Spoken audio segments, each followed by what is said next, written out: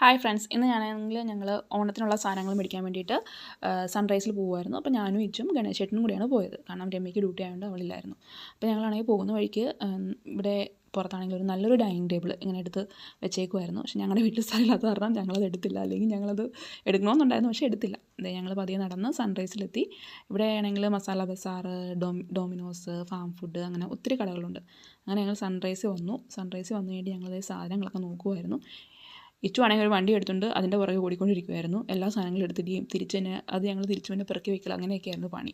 ഇതാണ് നമ്മുടെ നമ്മുടെ കേരളത്തിലെ സാധനങ്ങളൊക്കെ ഇരിക്കുന്നത് ഇവിടെയായിരുന്നു. അപ്പോൾ ഞങ്ങളിങ്ങനെ ഓരോന്നൊക്കെ നോക്കുമായിരുന്നു. ഓൾറെഡി കുറച്ച് സാധനം ഞങ്ങൾ നേരത്തെ വാങ്ങിച്ചു വെച്ചത് കാരണം അരി അങ്ങനെയുള്ള കുറച്ച് സാധനങ്ങൾ മാത്രം വാങ്ങിച്ചാൽ മതിയായിരുന്നു. ഇവിടെയാണ് നോക്കിയപ്പോൾ ജാഗ്മിയുടെ പാക്കഡ് സദ്യയൊക്കെ വന്നിരിപ്പുണ്ട്. ഞങ്ങളതൊക്കെ ഇങ്ങനെ നോക്കി വെറുതെ പോയി. പിന്നെ ഞങ്ങൾക്ക് വേണ്ട അരി എടുത്തു കഴിഞ്ഞിട്ട് ഇച്ചു ആണെങ്കിൽ സാധനം കൊണ്ട് തള്ളിക്കൊണ്ട് കിടക്കുമായിരുന്നു ഇങ്ങനെ. പിന്നെ ഒന്ന് ശർക്കര എടുക്കണമായിരുന്നു പായസം ഉണ്ടാക്കാൻ വേണ്ടി. അപ്പോൾ ഞങ്ങൾ ശർക്കര എടുത്തു. പിന്നെ വന്ന് ഞങ്ങൾ അതിലെ കൂടിയൊക്കെ വെറുതെ എല്ലാ സാധനങ്ങളൊക്കെ നോക്കി നടന്നു. അവിടെ ഇഡ്ഡലി മാവും അങ്ങനെയുള്ള കാര്യങ്ങളൊക്കെ ഇരിപ്പുണ്ടായിരുന്നു.